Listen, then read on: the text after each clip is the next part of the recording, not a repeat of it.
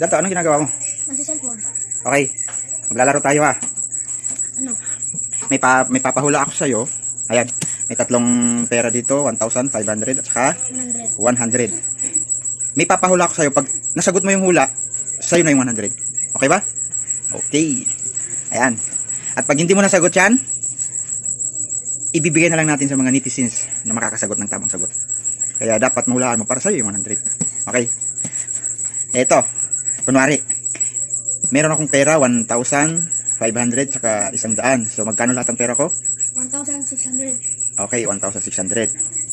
Okay, kunwari nagta-travel tayo. Habang nasa daan, naggasolina tayo ng 500. So, ang binayad ko sa gasolinahan, 500. Magkano natira? 1,100. 1,100. Okay, very good. Pero hindi pa yan ang tanong ha. Ano lang yan? Habang nasa daan, may nadaanan tayong nagbebenta ng puto. Ngayon, bumili ako ng puto. Magkano yung natira kanina? Oh, hindi. Tanggalin na natin itong 500 kasi pinambili natin ng, pinangtubil natin ng gasolina. So, yung natira, 1,100. Okay. Kanina, habang nasa daan tayo, may nadaanan tayong nagbebenta ng puto. Ngayon, tinanong ko yung ali kung magkano yung isang supot ng puto. Ang sabi, 20 pesos ang isang balot. Okay. Bumili ako ngayon ng dalawang balot. Magkano yung dalawang balot? 40. 40. Ngayon, ito yung pera mo ha. So, bumili ako ng dalawang balot. 40. Ang tanong, magkano ang sukli? 60. Ha? Sure ka dyan?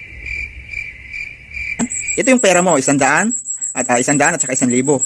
Ngayon, bumili ako dun sa ali ng halagang 40 pesos. Ngayon, magkano na yung sukli? Oh, sagutin mo na, bilisan mo. Umahaba oras natin eh. 1,060.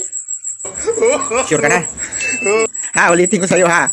Bumili ako dun sa ali ng puto ng halagang 40 pesos. Ito yung pera mo, 1,100. So, ang tanong, magkano yung sukli? 60. Sure ka ba? Oh. Bakit 60? Pinambayad mo yung 100. Yan. Tama. Siyempre, pag bibili ka, ang tanong ko magkano sukli? Alam nga namang 1,000 ang ibibigay mo. Siyempre, 100. Ang sukli?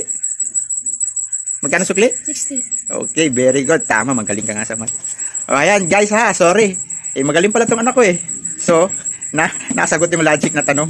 So, gaya ng usapan, sa'yo na yung 100. Congrats. Sorry ha, sorry. Ibibigay ko sana sa inyo yung GCash na load eh. Kaso, tama yung sagot ng anak ko.